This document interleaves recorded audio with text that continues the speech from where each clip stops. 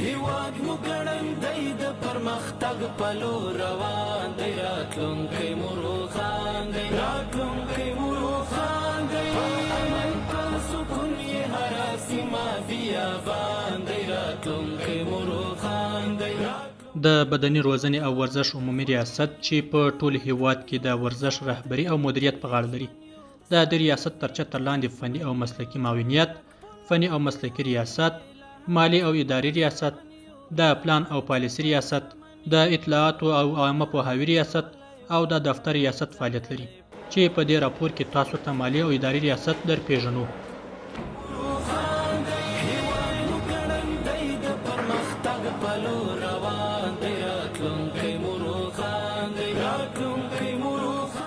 د بدني روزنې مالی ریاست یو له هغو مهمو ریاستونو څخه دی چې د هیواد په 40 ولایتونو کې د بدني روزنې او ورزش ریاستونو کورنۍ او بهرنۍ ورزشي سفرونو مالی امکاناتو برابرولو ته پکې رسیدنه کیږي. دا هغه ځای دی چې د هیواد ټولو ورزشي ادارو ته بودیجه او مالی امکانات په نظر کې نیول کیږي.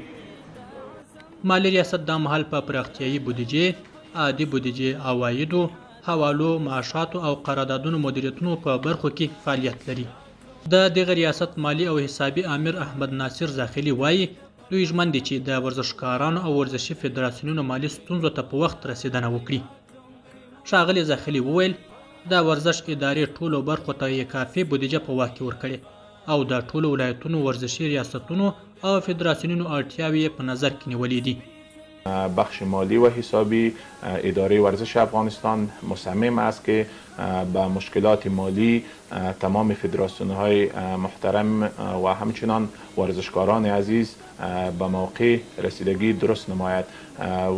به شکل نمونه ما می توانیم خدمت ورزشکاران عزیز یادآوری کنیم که با فضل و مرحمت خداوند و با توجه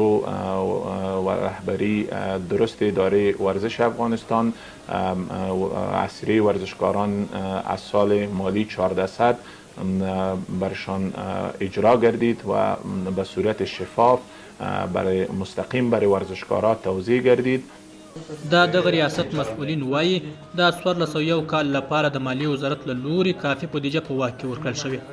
تر څو ټولو ورزشي فدراسیونونو ته د اړتیا پر مهال کورنۍ او بهرنۍ ورزشي سفرونو او هغوی ته د امکاناتو برابرولو لپاره پر وخت لازم رسیدگی وکړي. در سال مالی 1401 که از طرف وزارت محترم مالیه برای ما بودجه کافی در اختیار داریم. ما از طریق تروین شما به تمام فدراسیون های محترم، ورزشکاران عزیز، جوانان اطمینان میتیم که انشالله مثل که در سال 1401 مشکلات عصری شما را حل کردیم و به شکل شفاف و عادلانه به تمام ورزشکاران تیم ملی عصری توزیع گردید. انشالله در سال مالی 1401 در بخش تدویر مسابقات تیم‌های ملی و همچنان سفرهای داخلی و خارجی شما از بخش مالی انشالله ما حمایت خواهیم کرد. په 1401 مالی کال کې د مرکزی او ولایتي ریاستونو او فدراسیونونو لپاره د پراختیایي او عادي بودیجې او مالی اړتیاو فرمونو ترتیبول له خپلو لاسته راوړنو څخه بولي.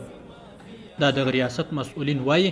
د ورزشکارانو ټولو مرکزي او ولایتي کارکوونکو معاشونه او امتیازات یې پر وخت ورکړل شوي دي او نورو مالی امکاناتو ته به هم په خپل وخت سره رسیدنه وکړي.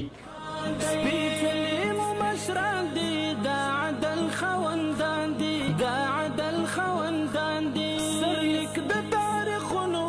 وطن است بچیان